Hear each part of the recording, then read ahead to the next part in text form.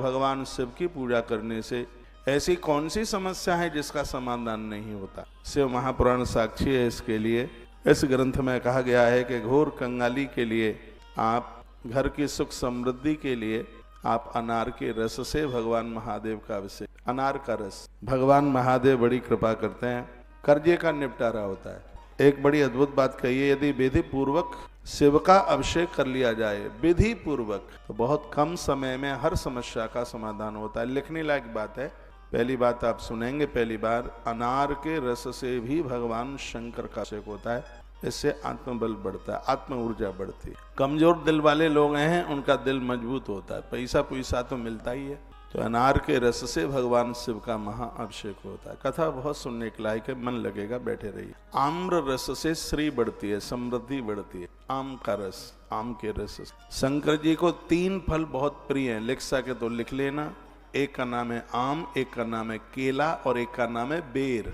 शिवरात्रि की तो पूजा ही पूरी नहीं होती बेर के बिना। ये 3 फल उनको अतिशय प्रिय हैं भोग लगाने के लिए। उनका आम्र, कदली और बेर, बदरी। आम्र, कदली और बदरी, बदरी बेर को कहते हैं। तो बेर के फल से वो बहुत प्रसन्न होते हैं, केले के फल से वो बहुत प्रसन्न होते हैं और आम्र फल का भोग लगाने से उन्हें बहुत खुशी होती है। आम के रस से उनका महाअभिषेक होता है, इससे वह बहुत राजी होते हैं।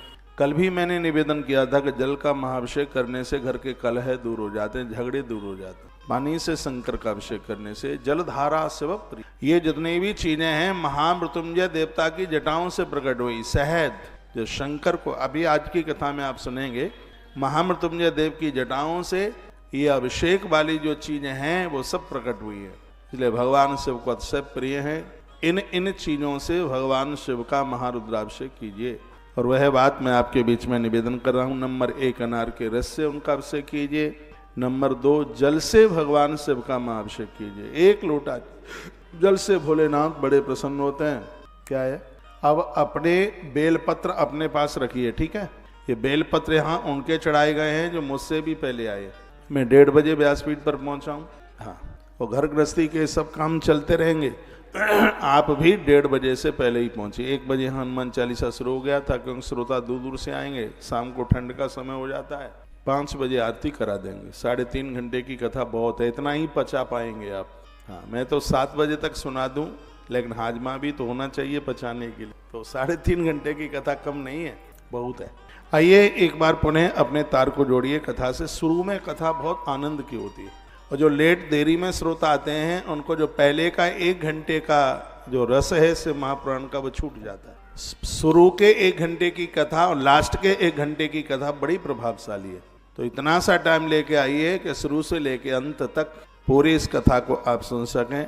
अगली बात कही गई है कि कुशा जल से अभिषेक करने पर रोगों की निवृत्ति हो जाती है, दुख समाप्त हो जाते हैं। कुशा, पानी में कुशा डालिए और उस जल से भगवान महादेव का अभिषेक कीजिए, इससे दुखों से छुटकारा मिल जाता है, टेंशन दूर हो जाता है। जिसको क्या बोलेंगे हम एक अच्छी सी भाषा में, चिंता। व्यक्ति चिंता मुक्त हो जाता है। और चिंता इतनी खतरनाक है, चिता से चिंता खतरनाक है। चिता से चिंता बढ़कर है, नर को निर्जीव बनाती है, मुर्दे को चिता जलाती है, जिंदे को चिंता खाती है। तो भगवान शिव की जो कृपा है वो चिंता को भी चिंतन में बदल देती है। तो आप कोसा के जल से भगवान को अभिषेक करते हैं, तो इससे चिंताओं की निवृत्ति हो जाती है, दुखों की निवृत्ति हो जाती है, रोगों की निवृत्ति हो जाती है। यह है इसकी बहुत बड़ी महिमा है। अगली बात निवेदन करूंगा, नंबर 4। मैं ऐसे लगभग आपके बीच में कुछ पॉइंट रख रहा हूँ। नंबर 4 गन्ने के रस से भगवान महादेव अति प्रसन्न होते हैं। लक्ष्मी प्राप्ति के लिए सोमवार के दिन गन्ने के रस से भगवान का शुक्रवार के दिन भगवान शिव का अभिषेक की, धन आवेगा, पैसा आवेगा। मकान जिनके अधूरे पड़े हुए हैं, प्लॉट खरीदा है, मकान बन नहीं पा रहा है, बीच में काम रुका पड़ा है, तो आप गन्ने के रस से उस प्लॉट के ऊपर आप अभिषेक कीजिए, धन आवेगा। बरसे ऊपर से नहीं टपकेगा, रास्ते बन जाएंगे पैसे आने के। माताओं, ये बेलपत्र अपने पास रखिए, कथा को डिस्टर्ब करेंगे। और लास्ट में जब आरती होगी आप सबके इकट्ठे करके मैं व्यासपीठ पर चढ़ा दूंगा। अभी आप बैठ जाइए, बैठ जाए, अपने पास रखें, थैली में ही रखें। मैं बीच के रास्ते से ही आया हूँ, कल बोल के गया था, जो माताएं लाई थी बेलपत्र, उन सब के मैंने लाके एक एक करके मैंने पुराण के ऊपर। अगली बात मैं आपको निवेदन कर रहा हूं, सुनिए। गन्ने के रस से अभिषेक करने से लक्ष्मी की वृद्धि होती है घर, यानी पैसा तो आने के लिए और भी व्यवस्थाएं, गलत जगह पर धन खर्च नहीं होता। यह इतनी बड़ी महिमा गन्ने के रस के, इसको इक्षु रस कहते हैं संस्कृत में। तो इससे भगवान महादेव का महारुद्राभिषेक किया जाता है। ऐसे भोलेनाथ बड़े प्रसन्न होते हैं। जल में शहद मिलाकर के भगवान शंकर का अभिषेक करने से व्यापार को नजर नहीं लगती। कभी कभी ऐसा होता है दुकान 8 दिन बढ़िया चलती है, 10 दिन के लिए ठप हो जाती है, फिर चलती है, फिर ठप हो जाती है। तो इसमें ये सब बनावटी बातें नहीं है, ग्रंथ साक्षी है। और आनंद की बात यह है कि सब बातें भोलेनाथ अपने मुंह से, मेरी बात का विश्वास ना करो, महादेव की बात का विश्वास कर लो। तो जल में शहद मिला लें, सीधे शहद से नहीं, जल में शहद मिलाएं, उस जल से महारुद्राभिषेक भगवान भोलेनाथ का कीजिए।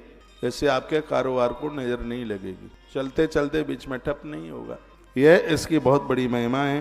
तत्पश्चात सरसों के तेल से अभिषेक करने पर रोग समाप्त होते हैं। पीली सरसों से अभिषेक करने पर दुश्मन समाप्त होते हैं। पीली सरसों देखी है आपने?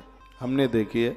उसका तेल निकाला जाए, यदि कोई दुश्मन परेशान करता है, काबू में आ नहीं रहा है कैसे भी, वो मरेगा नहीं, लेकिन उसके जो गलत विचार हैं वो अच्छे विचारों में परिवर्तित। ऐसा नहीं कि मैंने यहाँ से कह दिया पीले सरसों के तेल से आप अभिषेक करें, फिर शिवरात्रि पर वृंदावन आए और आप कहें कि पड़ोसी तो मरा ही नहीं।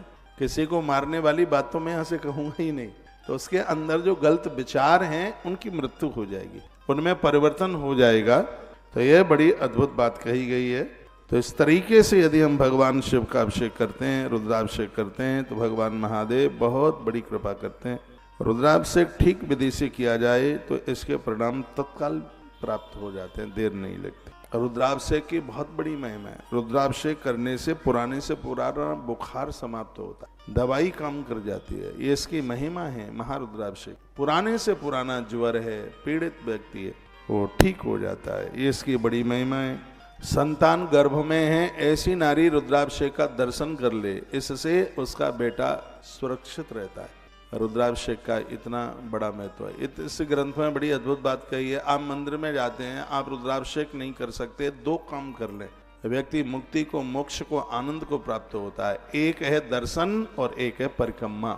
बाहर से दोनों कर लीजिए, आनंद हो जाएगा। दर्शन कर लें और बाहर से प्रदक्षिणा कर लें। ध्यान रखें, पिंडी के पास से महादेव की परिक्रमा करते हैं तो आधी परिक्रमा लगती है, जलेरी को नहीं लांगा जाता। और बाहर मंदिर से आप परिक्रमा करते हैं, मंदिर के बाहर से, तो परिक्रमा पूरी की जाती है। शंकर जी की आधी परिक्रमा लगाई जाती है, दुर्गा माई की 1 परिक्रमा लगाई जाती है, गणेश जी की 3 परिक्रमा लगाई जाती है, विष्णु भगवान की 4 परिक्रमा लगाई जाती है और सूर्य भगवान की 7 परिक्रमा लगाई जाती है। परिक्रमा हमेशा बाईं तरफ चला जाता है, देवताओं को दाहिने हाथ पर रखा जाता है। प्रदक्षिणा करने से संपूर्ण नदियों की परिक्रमा, संपूर्ण धरती की परिक्रमा करने का फल प्राप्त होता है, ऐसा हमारे ग्रंथों में लिखा है। यानी कानिच पापानी, इस जन्म के, पहले जन्म के जो भी पाप हैं वो सब समाप्त होते हैं। ये परिक्रमा की बड़ी महिमा। एक कथा आती है भागवत जी में।